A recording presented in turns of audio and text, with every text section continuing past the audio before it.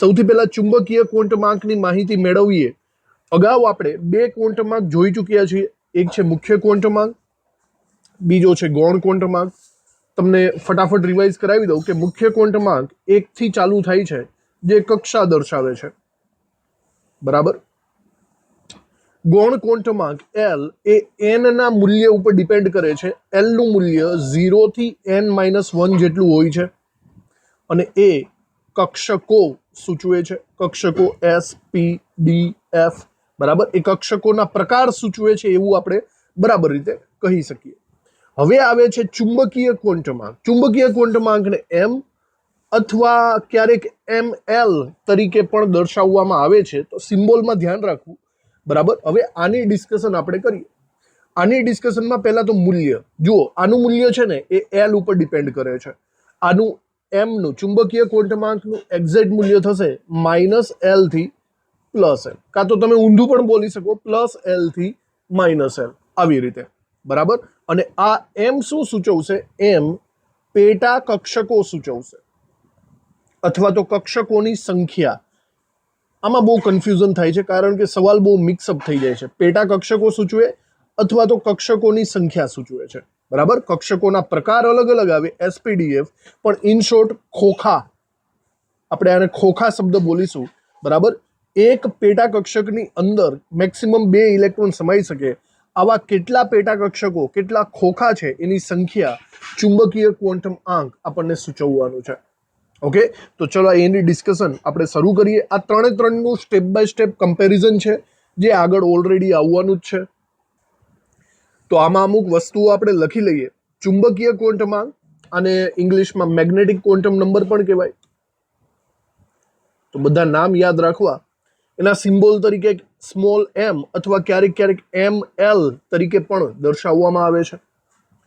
આગળ અંદર લખીએ કે આ સ્મોલ m નું મૂલ્ય શું થશે? સ્મોલ m નું મૂલ્ય -L થી +L સુધીનું હશે. આની વચ્ચે 0 આવી જાય, એકચ્યુઅલી -1 થી 0 થી +L એવું આપણે બોલી શકીએ છીએ, લખાય આવી રીતે.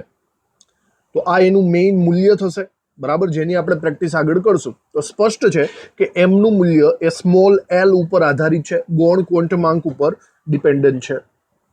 ચલો, એના વિશે હજી આપણે જો આગળ લખવું હોય તો પહેલી વસ્તુ કે આ શું સૂચવે છે?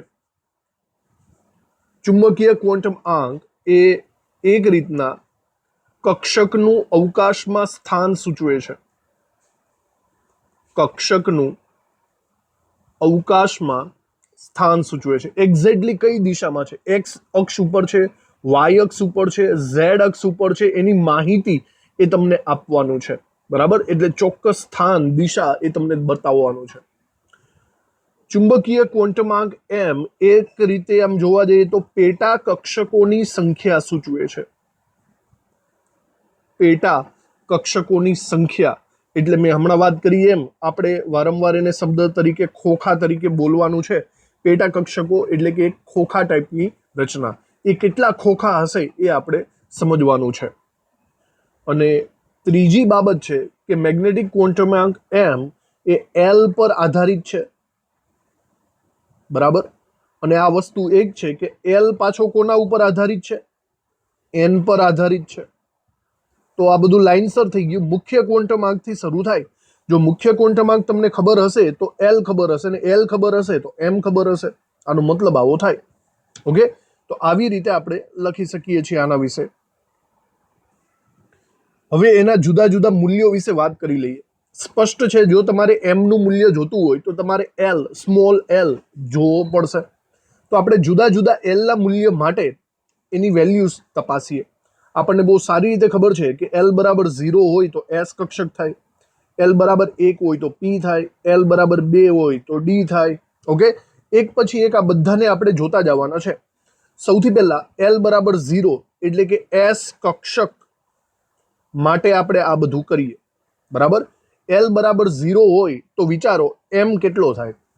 આપણું સૂત્ર છે -L થી +L. એનો મતલબ એમ થયો -0 થી +0 થાય કે નહીં? અને -0 + 0 એવું કંઈ હોય નહીં, મતલબમાં એક જ વસ્તુ બનશે m બરાબર 0. હવે m બરાબર 0 નો મતલબ એક પણ પેટા કક્ષક નથી એવું નહીં માનતા. આનો મતલબ એમ થશે કે 0 નામનું એક ખોખું છે. સાંભળજો, 0 નામનું એક ખોખું છે, બરાબર.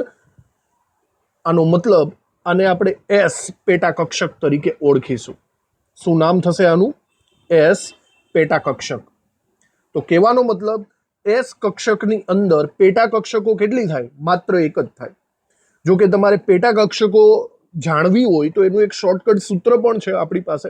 અહીંયા હું લખું છું, પેટા કક્ષકો એટલે કે ઇન શોર્ટ ખોખા ની સંખ્યા જો તમારે જાણવી હોય, બરાબર, તો એનું સૂત્ર બે રીતે આપી શકાય. એક છે n² અને બીજું છે 2l+1. જોજો, બંને સૂત્ર કામ લાગે. જ્યારે તમને મુખ્ય ક્વોન્ટમાંક n ખબર હોય તો આ સૂત્ર વાપરવાનું, જ્યારે તમને ગૌણ ક્વોન્ટમાંક l ખબર હોય તો આ સૂત્ર વાપરવાનું. આ બંને સૂત્ર દ્વારા તમે પેટા કક્ષકોની સંખ્યા શોધી શકો છો, બરાબર. હવે વિચારો, આપણને l બરાબર 0 આપ્યો છે, n નથી આપ્યો, તો એનો મતલબ એમ થશે કે l બરાબર 0, તો તમારે આ સૂત્ર વાપરવાનું. તો સૂત્ર મૂકો 2l+1. અહીંયા 2 ગુણ્યા 0 કરીને +1 કરો તો એનો મતલબ શું થાય? 2 ગુણ્યા 0 એટલે કે 0. 0 + 1 = 1. તો જુઓ, એક જ ખોખું મળ્યું. સમજાણું તમને? તો આ સૂત્ર બહુ કામની વસ્તુ છે, MCQs ની અંદર આવતા જતા હોય છે. ચલો, આ l બરાબર 0 માટે આપણે કામકાજ કર્યું. હવે l બરાબર 1 માટે પણ જોઈ લઈએ. ઓકે, l બરાબર 1 એટલે p કક્ષક થશે. આગળ આપણે જોઈ ગયા છીએ. હવે વિચારો કે મેગ્નેટિક ક્વોન્ટમાંક કેટલો થાય? મેગ્નેટિક ક્વોન્ટમાંકનું મૂલ્ય -l થી +l સુધીનું છે. એનો મતલબ એમ થયો -1 થી +1 સુધીનું. સંખ્યા રેખા ઉપર જુઓ તો -1 થી +1 ની વચ્ચે કોણ આવે? -1, 0, +1 આવી રીતે આવે. સમજાણું? અમુક વખત MCQમાં આવું પણ લખેલું આવે, ±1, 0. જોજો, અટવાતા નહીં. આનો મતલબ એક જ થયો, પ્લસ માઇનસ, માઇનસ માઇનસ અને 1, 0, સોરી, +1, -1 અને 0. આ રીતે પણ લખી શકાય, આ રીતે પણ લખી શકાય. તો વિચારો, ઓવરઓલ આની અંદર કેટલા ખોખા થયા? આની અંદર 3 ખોખા થયા. સ્પષ્ટ વસ્તુ છે. સમજાણું તમને લોજિક આખે આખું? જો તમે અહીંયા 2l+1 સૂત્ર લાગુ પાડશો ને તો એમાં પણ તમે 3 ની વેલ્યુ દેખાડશે. વિચારો, 2l+1 ની વેલ્યુ આની અંદર મૂકો, 2l+1. અહીંયા l તરીકે 1 લઈ લ્યો તો 2 એકા 2 + 1 એટલે કે 3 થાય છે કે નહીં? તો ટોટલ 3 ખોખા અહીંયા આપેલા છે. હવે આ દરેકે દરેક 3 ખોખા છે ને એ પેટા કક્ષકો. તો એ દરેકે દરેક પેટા કક્ષક એ જુદી જુદી દિશામાં હોય છે. જોજો, આ દરેકે દરેકનું એક્ઝેક્ટ મૂલ્ય તો આપણે ન કહી શકીએ. -1, 0, +1 આવું આપણે વિચારી શકીએ, પણ મોસ્ટ ઓફલી શું થાય છે, ક્યારેક ક્યારેક આવું ઊંધું પણ આપી દે છે. મટીરિયલ પ્રમાણે જુદું જુદું છે. મારો કહેવાનો મતલબ એમ છે કે તમે કોઈ પણ એક પેટા કક્ષક, કોઈ પણ એક ખોખું લઈ લેશો તો આ ખોખું -1 છે કે 0 છે કે +1 છે એ આપણે ચોક્કસપણે કહી નથી શકતા, કારણ કે આ 3 કક્ષકો છે ને એ સમશક્તિક છે. આ 3 કક્ષકોની ઉર્જાનું મૂલ્ય સરખું છે, બરાબર, સમશક્તિક છે. તેને આપણે મોસ્ટ ઓફલી ડીજનરેટ કક્ષકો તરીકે ઓળખવાનું છે. ડીજનરેટ કક્ષકો. ઓકે, તો સૌથી પહેલી વાત, આ કોઈ પણ એક ખોખાની વાત કરે એનું મૂલ્ય +1, -1 કે 0 કોઈ પણ હોઈ શકે છે, પણ એના નામ અલગ અલગ છે. એના નામ આપણે આવી રીતે પાડી શકીએ છીએ, px, py અને pz. ઓકે, તો આ શું છે? px, py, pz એ પેટા કક્ષકો માટે છે. અહીંયા સ્પષ્ટ છે, x અક્ષની દિશામાં જો p કક્ષક આવેલી હોય તો એને આપણે px એવું નામ આપીએ. y અક્ષની દિશામાં હોય તો py નામ આપીએ. z અક્ષની દિશામાં હોય તો pz નામ આપીએ. સમજાણું તમને? પણ આ વસ્તુ આપણે આગળ આકારમાં ભણવાની છે, અત્યારે એનું ટેન્શન નથી લેવાનું. તમે જસ્ટ આટલું યાદ રાખો કે l બરાબર 1 એટલે કે p કક્ષક માટે પેટા કક્ષકો કેટલી થાય? 3. આ 3 કેવા થશે? સમશક્તિક, એટલે કે એનું નામ આપણે પાડ્યું ડીજનરેટ કક્ષકો. કોઈ પણ એક ખોખા માટે ગમે તે આંક તમે લઈ શકો છો, આડા અવળો ફિક્સ નથી. અને ત્રણે ત્રણ ખોખાના નામ પણ આડા અવળા લઈ શકો છો. તમે પહેલા ખોખાનું નામ PZ પાડી દો, કંઈ વાંધો નહીં, PX અને PY પાડી દો. તો ખોખા ત્રણે ત્રણ સરખા છે તો નામ આડા અવળા ચાલશે. બરાબર. આ તો એવું થયું કે એક જ ઘરમાં બે હરખા હરખા ત્રણ હરખા હરખા ભાઈ હોય તો ત્રણેય હરખા હરખા એકબીજાના કપડાં બદલી શકે, એકબીજાના બૂટ પહેરી શકે, એના જેવું થયું. ચલો હવે L બરાબર 1 થી આગળ વધીએ. હવે આપણે L બરાબર 2 લેવાનું છે. તો L બરાબર 2 એટલે બરાબર જુઓ તો ડી કક્ષકની આપણે વાત કરીએ છીએ. બરાબર. ડી કક્ષક માટે સ્મોલ m નું મૂલ્ય કેટલું થાય એ હવે આપણે શોધી કાઢીએ. સ્મોલ m નું મૂલ્ય થશે -L થી +L સુધીનું. વિચારો, L ની જગ્યાએ હું 2 મૂકી દઉં તો -2 થી +2 સુધી કેટલા આંકડા આવે? -2 થી +2 સુધી એટલે એટલું થશે -2, -1, 0, +1 અને +2. આમ ગણવા જાઓ તો ટોટલ 5 પોસિબિલિટી છે. એનો મતલબ ટોટલ 5 ખોખાઓ અહીંયા આવેલા હોવા જોઈએ. સમજાણું? આને આપણે જો લખવું હોય તો આવી રીતે પણ લખી શકાય, +-2, +-1, 0. સમજાણું? તો આવી રીતે બી કદાચ MCQsમાં લખેલું આવે, એનાથી કોઈ કન્ફ્યુઝ થવાનું નથી. તો આપણે અહીંયા 5 ખોખાઓ બનાવીએ. 5 પેટા કક્ષકો આઘી કરવી પડશે.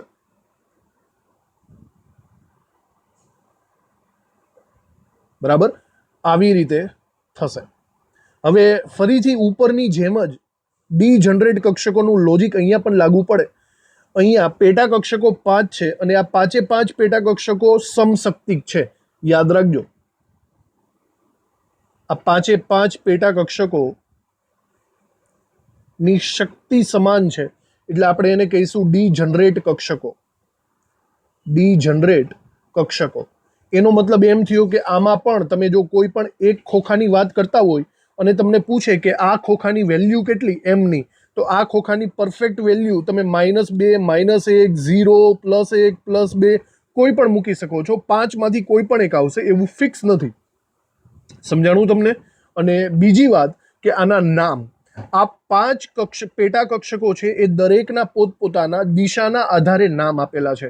એ નામ આપણે યાદ રાખવા પડશે. એના નામ કંઈક આવી રીતે આપેલા છે: DXY, DYZ, DZX. જો બબ્બે દિશાઓ લીધી છે, YZ, XY, YZ અને ZX આવી રીતે. પછી ચોથી આવશે DX² - Y² અને પાંચમી છે DZ². તો આ 5 પેટા કક્ષકોના પોતાના નામ પણ છે, જેવી રીતે આના નામ હતા PX, PY અને PZ, એવી જ રીતે. અને ફરીથી યાદ દેવડાવી દઉં કે તમને કોઈ પૂછે કે આ પર્ટિક્યુલર આ એક પેટા કક્ષકનું સ્પેશિયલ નામ શું થશે, તો આ 5 માંથી તમે કોઈ પણ એક નામ આપી શકો છો, કારણ કે 5 ભાઈઓ છે, બધા એકબીજાના કપડાં પહેરે છે. સમજાણું? એકબીજાના નામ યુઝ કરે છે એવું તમે બોલી શકો છો. ઓકે. અહીંયા પણ વિચારો તો 2l+1 નો રૂલ એપ્લાય થાય છે. 2l+1 માં l બરાબર 2 મૂકો તો 2 × 2 એટલે કે 4, 4 + 1 એટલે કે 5. તો જોઈ શકો છો આપણી પાસે 5 પેટા કક્ષકો આવી ગઈ. તો MCQ રિલેટેડ તમે એ મૂલ્ય યાદ રાખજો. ચલો હજી એક છેલ્લું આપણે જોવાનું છે, l બરાબર 3 વાળું. l બરાબર 3 એટલે f કક્ષક થશે. ઓકે. f કક્ષકના મૂલ્ય તમે બરાબર જોવા જાવ ને તો એના મૂલ્ય થશે -L થી +L પ્રમાણે -3 થી +3. તો ખૂબ જ વધારે થઈ જવાના છે. -3 થી +3 માં -3, -2, -1, પછી 0, પછી +1, 2 અને 3. હવે આમ ગણવા જાઓ તો ટોટલ 7 પેટા કક્ષકો આવી. તમે પેલો રૂલ એપ્લાય કરો 2l+1 તો ઓટોમેટિક ખબર પડી જશે. તો 2 × 3 કરો, 3 દુ 6 +1, તો જુઓ 7 પેટા કક્ષકો આની અંદર આવેલી છે એવું આપણે કહી શકીએ. આને લખવું હોય તો આપણે આવી રીતે પણ લખી શકીએ: +-3, +-2, +-1 અને 0. તો કોઈ પણ રીતે લખી શકાય છે.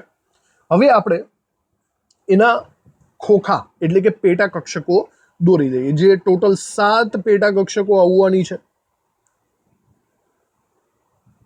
ઓકે, 7.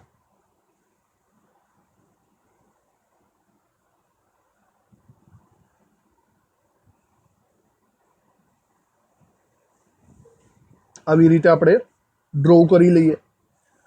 તો ફરીથી ઉપર જે બોલેલી વસ્તુઓ છે તે આને પણ લાગુ પડશે. આ સાથે સાથ એક જ કંપનીના ભાઈ છે, બરાબર, એક જ ઘરના ભાઈ છે, અને આ બધા સમશક્તિક કહેવાશે. આ દરેકે દરેક ડીજનરેટ કક્ષકો એટલે કે સમશક્તિક પેટા કક્ષકો અથવા કક્ષકો કહેવાશે. તમને કોઈ પણ એક પેટા કક્ષકની વાત કરે કે ભાઈ આ સ્પેશિયલ આ પેટા કક્ષકનું મૂલ્ય કેટલું, તો આ 5 માંથી કોઈ પણ એક તમે ચિપકાવી શકો છો. પર્ટિક્યુલર એનું નામ નથી, બધા એકબીજાનું નામ યુઝ કરે છે એવું માની લેવું. આના પણ પોતાના કંઈક સ્પેશિયલ નામ છે અક્ષના આધારે, પણ ટેક્સ્ટબુકમાં એ આપેલા નથી. બહુ અઘરા નામ છે, બહુ એને સમજવા ખૂબ જ મુશ્કેલ છે, બરાબર. તેમ છતાં આપણે અહીંયા લખી નાખશું એ નામને. જુઓ, એના નામ કંઈક આવી રીતે છે, બહુ અઘરા નામ છે, આપણને ટેક્સ્ટબુકમાં આપેલા નથી, તો બસ જાણકારી માટે જ રાખજો, બરાબર. એની જે 7 કક્ષકો છે એના નામ જોઈ શકો છો. એક આવશે FZ ઘન, બીજામાં FXZ², FYZ², XYZ આવશે, પછી આવશે ZX² - Y², XX² - 3Y² અને Y 3Z² - Y². તો બહુ ડિફિકલ્ટ કામ છે, ટેક્સ્ટબુકમાં આપેલું નથી, અને JEE નીટના પોર્શનમાં પણ એનો કોઈ યુઝ નથી. તો જસ્ટ ખાલી નામ આપણે જાણકારી પૂરતું આપણે એને લખી નાખ્યું.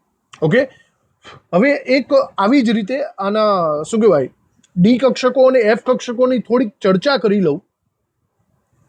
આવા જ અમુક કોષ્ટક આપણે ડી કક્ષક, પી કક્ષક અને એસ કક્ષકના લઈ લઈએ તો બરાબર જોજો. અમુક મટીરિયલ્સની અંદર છે ને આ નોંધ ખાસ કરવા જેવી છે. મેં હમણાં તમને એમ શું કીધું કે ભાઈ પી કક્ષક છે દાખલા તરીકે, તો પી કક્ષકના 3 ખોખામાં કોઈ પણ આડાઅવળા નંબર ચાલે. મતલબ હું જો તમને પર્ટિક્યુલર આ એક ખોખાની વાત કરું તો હું આને -1, +1 કે 0 નામ આપી શકું છું. પણ અમુક મટીરિયલ્સની અંદર છે ને 0ની વેલ્યુ અમુક સ્પેશિયલ ડાયરેક્શનને જ આપેલી છે, અને એ છે ઝેડ ડાયરેક્શન. જુઓ બરાબર રીતે, એફ કક્ષક હતી ને, તો એફ કક્ષકમાં m = 0 ઝેડ દિશાને આપેલી છે. જુઓ, ઝેડ નો ઘન. ડી કક્ષકની અંદર પણ m = 0 ઝેડ દિશાને આપેલો છે, Z². પી કક્ષકની અંદર PZ, તો આમાં પણ ઝેડ દિશાને આપેલો છે. અને એસ કક્ષક ગોળાકાર છે, એને કોઈ દિશા લાગુ નથી પડતી, તો ચલો એની પાસે તો કોઈ ઓપ્શન જ નથી. તો અમુક મટીરિયલની અંદર 0 ને એકદમ ફિક્સ રાખેલો છે, બાકી બધાને તમે આડાઅવળા કરી શકો. જસ્ટ ફોર યોર ઇન્ફોર્મેશન, કંઈ મગજ ઉપર લોડ લેતા નહીં, આપણે તો આડે ધડ ગમે તે નામ આપી દેવાના છે. સમજાઈ ગયું? આ તો જસ્ટ આપણી ઇન્ફોર્મેશન માટે જ છે. ચલો, હજી એક વસ્તુ ખાસ તમને IMP સ્વરૂપે આપવાનું છે, જે MCQsમાં આવે છે. તમને ઘણી વખત N, L અને M નો રિલેટિવલી મૂલ્ય કોનું મોટું છે કોનું નાનું છે એવો સવાલ પૂછાઈ શકે છે. તો જરા સ્પષ્ટ રીતે વિચારવું તમારે, બરાબર જોજો. N નું મૂલ્ય 1, 2, 3, 4 એવી રીતે માલુમ પડે છે.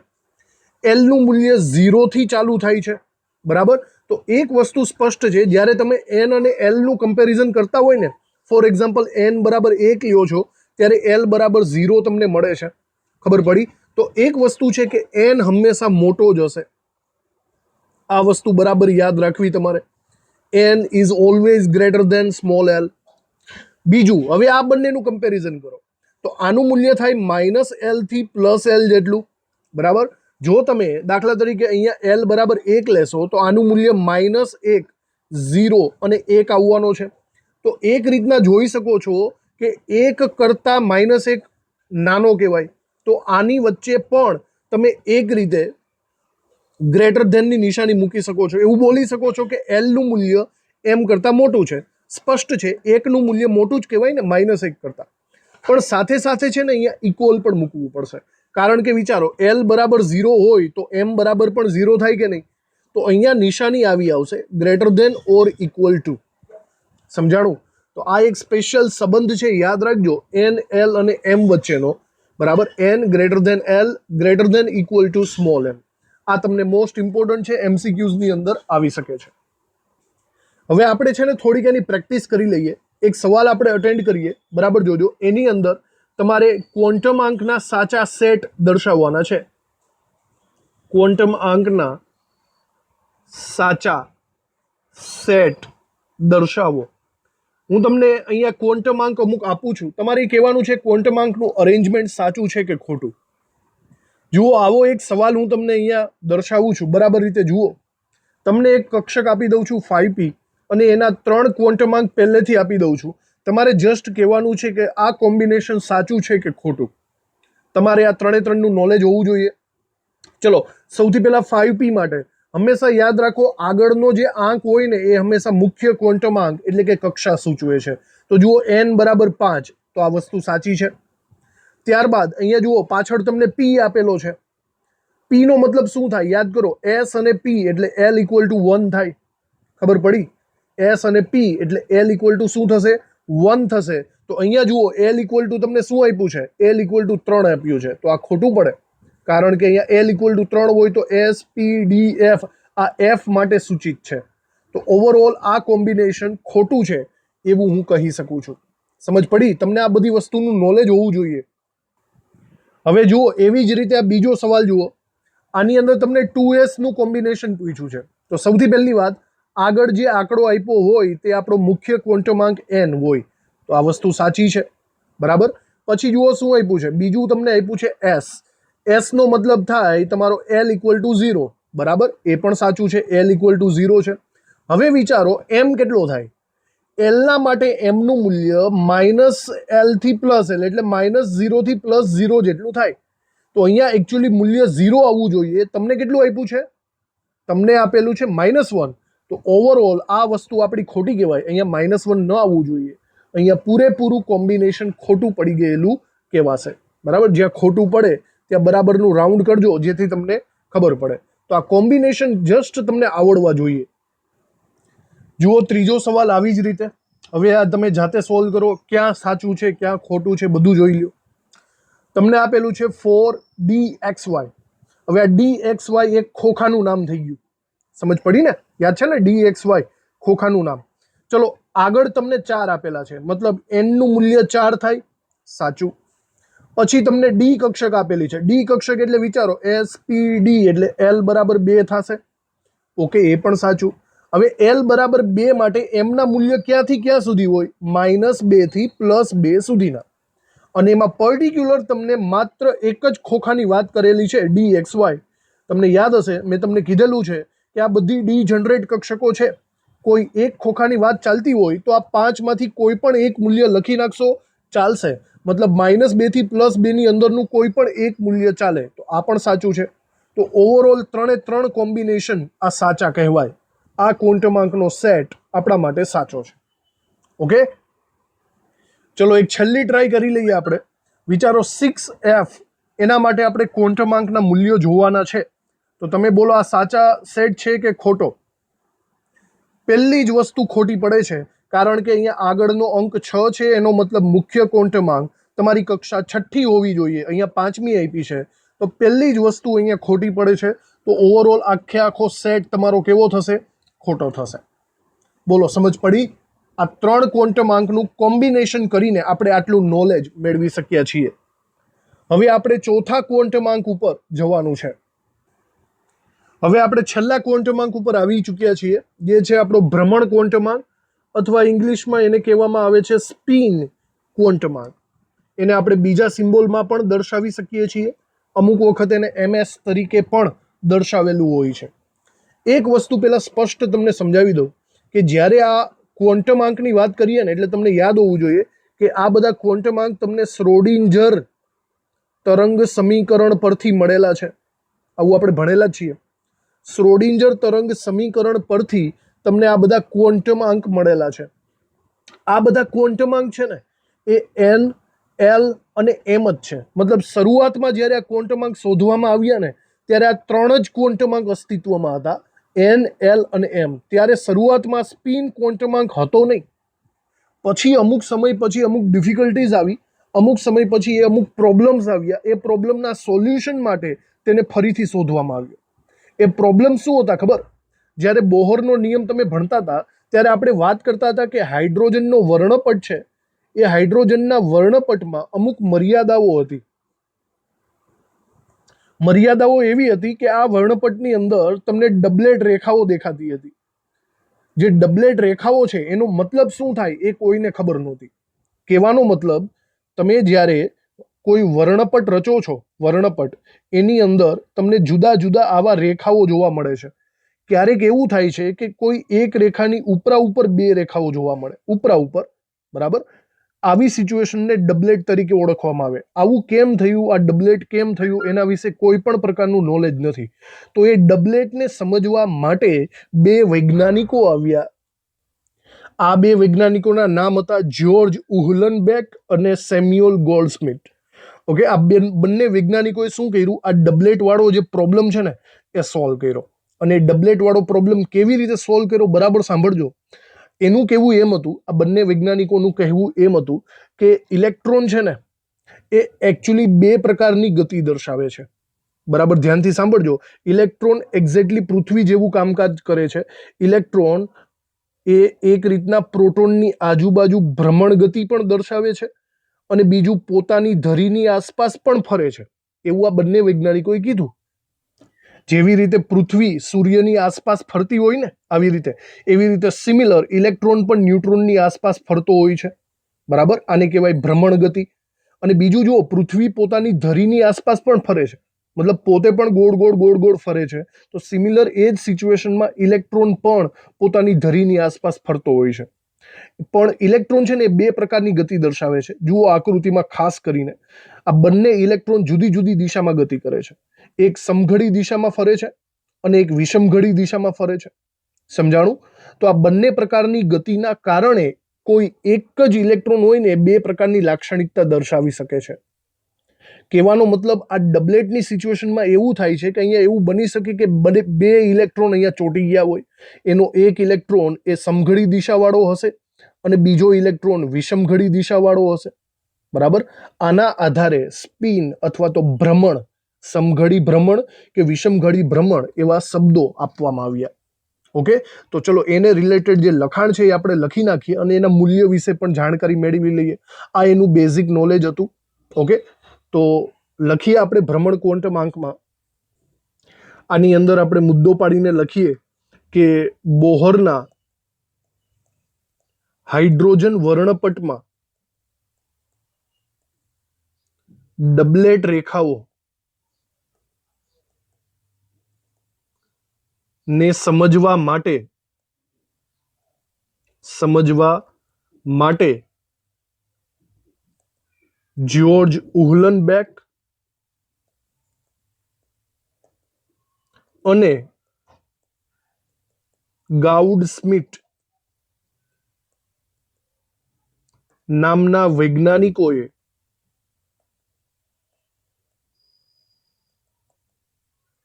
ભ્રમણ ક્વોન્ટમ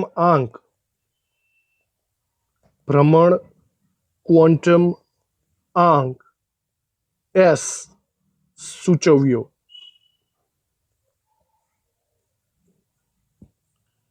ઇલેક્ટ્રોન એ કેન્દ્રની આસપાસ પૃથ્વીની જેમ બે પ્રકારની ગતિથી ફરે છે. નંબર 1, પરિભ્રમણ ગતિ અને બીજું ધરાભ્રમણ ગતિ.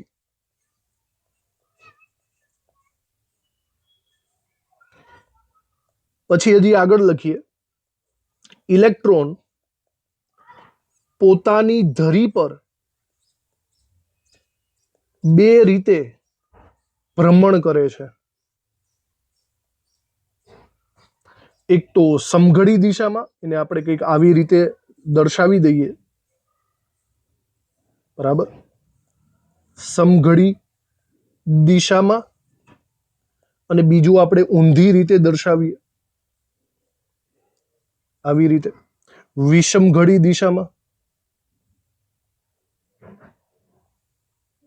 સમઘડી અને વિષમ ઘડી આ બે રીતે ભ્રમણ કરે છે. હવે જો આપણે સ્પેશિયલ વાત કરીએ તો આ બંનેને લગતા ઇલેક્ટ્રોનની ચર્ચા કરીએ. જો સમઘડી દિશામાં કોઈ ઇલેક્ટ્રોન ભ્રમણ કરતો હોય ને તો આપણે એને સ્પેશિયલ કેરેક્ટરિસ્ટિક પ્રમાણે નામ આપી દેશું, બરાબર. તો એના સ્પિન ક્વોન્ટમાંક s નું મૂલ્ય +1/2 એવું આપવામાં આવશે. અને વિષમ ઘડી દિશામાં જો કોઈ ઇલેક્ટ્રોન ગતિ કરતો હોય તો એને સ્પેશિયલી એને -1/2 એવું ક્વોન્ટમ આંક નંબર આપવામાં આવશે.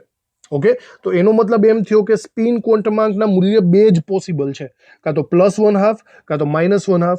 s બરાબર 0 તો એ પણ પોસિબલ ન હોય. માત્ર બે જ વસ્તુ, કાં તો +1/2 હોય કાં તો -1/2 હોય. જો +1/2 હોય ને તો આવા ઇલેક્ટ્રોનને આપણે ચત્તો મૂકવાનો છે, બરાબર. જોજો, +1/2 હોય તો આવા ઇલેક્ટ્રોનને હંમેશા ઉપરની તરફ તીર રાખેલો દર્શાવવાનો છે, અને -1/2 હોય તો હંમેશા આપણે એને નીચેની તરફ તીર રાખેલો દર્શાવવાનો છે. આ અમુક પ્રેઝન્ટેશન પણ આપણે યાદ રાખવાના છે. ઓકે, તો આ બધી વાત થઈ ગઈ સ્પિન ક્વોન્ટમાંકની. બસ આટલી જ વાત છે, આને બહુ ડિટેલમાં પછી આગળ કંઈ આવતું નથી. આગળ જતા છે ને પૌલીનો નિયમ આવવાનો છે. એ પૌલીના નિયમને રિલેટેડ પણ અમુક રૂલ્સ લાગુ પડશે. હું તમને પણ અહીંયા એડવાન્સમાં તમને જાણ કરી દઉં છું કે કોઈ પણ ખોખાની અંદર ઇલેક્ટ્રોન્સ કેવી કેવી રીતે ગોઠવણી કરી શકીએ આપણે, બરાબર. જોજો, કોઈ પણ ખોખાની અંદર જો તમે બાય ચાન્સ બે ઇલેક્ટ્રોન સમાય, એ તો ખબર જ છે, આ બે ઇલેક્ટ્રોન બંનેને જો ચત્તા ગોઠવશો તો નહીં ચાલે, એ ખોટું પડશે, બરાબર. બે ઇલેક્ટ્રોનને ચત્તા રાખવામાં નથી આવતા, કારણ કે કોઈ એક પેટા કક્ષકની અંદર બંને ઇલેક્ટ્રોન એક જ સરખી સ્પિન ધરાવી ન શકે, એમની વચ્ચે અપાકર્ષણ થઈ જાય. જો એક ઇલેક્ટ્રોન સમઘડીમાં હોય તો સામેવાળો ઇલેક્ટ્રોન કેવો હોવો જોઈએ? વિષમ ઘડીમાં. આ બધું આગળ પૌલીના નિયમમાં આવવાનું જ છે. સિમિલર આ જ પેટર્નથી હું એમ પણ બોલી શકું કે એક જ પેટા કક્ષકની અંદર બંને ઇલેક્ટ્રોન ઊંધા પણ નહીં ચાલે, કારણ કે બંને ઇલેક્ટ્રોન વિષમ ઘડીમાં જશે તો બંને વચ્ચે ફરીથી અપાકર્ષણ થઈ જશે, પોસિબલ નથી. ઓકે, આ સમજાઈ ગયું હશે. તો આનો મતલબ એમ છે કે આમાં ઇલેક્ટ્રોનની ગોઠવણી એક જ પોસિબિલિટીથી થાય, એક ઇલેક્ટ્રોન ચત્તો હોવો જોઈએ અને એક ઇલેક્ટ્રોન ઊંધો હોવો જોઈએ, બરાબર. તો પહેલો ચત્તો બીજો ઊંધો, કાં તો પહેલો ઊંધો અને બીજો ચત્તો ચાલે. આ બંને રીત લખશો તો ચાલશે. આ આગળ આપણે પૌલીના નિયમમાં ભણવાના છીએ, પણ એડવાન્સમાં તમને કહી દઉં છું. હવે એક છેલ્લો ટોપિક, આપણે કોણીય વેગમાનની વાત કરી લઈએ. તમને યાદ હશે કોણીય વેગમાન આપણે અગાઉ બી બોલી ચૂક્યા છીએ. કોણીય વેગમાન n માટે સૂત્ર અલગ આવે, l માટે સૂત્ર અલગ આવે, સિમિલર s માટે પણ સૂત્ર અલગ આવશે. ઓકે, તો એ ત્રણ સૂત્રોને આપણે લખી નાખીએ. જો તમે કક્ષાની વાત કરતા હોય, કક્ષા એટલે કે n, તો કક્ષામાં કોણીય વેગમાનનું સૂત્ર કંઈક અલગ આવે. કોણીય વેગમાન, તો એ કોણીય વેગમાનનું સૂત્ર આપણે આગળ ભણી ગયા હતા બોહરના નિયમમાં, mvr = nh/2π. આવી રીતે એનું સૂત્ર બનતું હતું જો કક્ષાની વાત કરતા હોય તો, બરાબર. તો સિમિલર પછી આપણે એક વસ્તુ એવી પણ જોઈ હતી કે કક્ષક એટલે કે l, જો સ્મોલ l નું મૂલ્ય આપ્યું હોય અને તેમાં તમને પૂછે કે ચલો કોણીય વેગમાન શોધો, તો સ્મોલ l ને રિલેટેડ પણ આપણે કોણીય વેગમાન શોધી શકીએ છીએ. એનું મૂલ્ય કંઈક આવું થાય છે, √l l+1 h/2π. તમને યાદ હશે h/2π ને આપણે h કટ તરીકે પણ દર્શાવતા હતા, તો આ પણ એક મૂલ્ય છે. હવે સિમિલર આપણે એવી જ રીતે પેટા કક્ષકની વાત કરવાની છે, અથવા તો આપણે એમ કહી શકાય કે સ્પિન કોણીય વેગમાન. જો તમને સ્પિન ક્વોન્ટમાંક આપેલો હોય તો એનું કોણીય વેગમાન કેટલું થાય? સ્પિન કોણીય વેગમાન, તો એનું સૂત્ર પાછું એને રિલેટેડ જ આવશે. આમાં આવશે √s s+1 h/2π. આ મૂલ્યને બરાબર રીતે યાદ રાખવું તમારે. ત્રણ કોણીય વેગમાનના જ સૂત્રો છે. પણ એક વસ્તુ છે કે જેમ કક્ષા બદલે એમ કોણીય વેગમાન આનું બદલશે. જેમ SPDF કક્ષકો બદલશે એમ આનું પણ કોણીય વેગમાન બદલશે.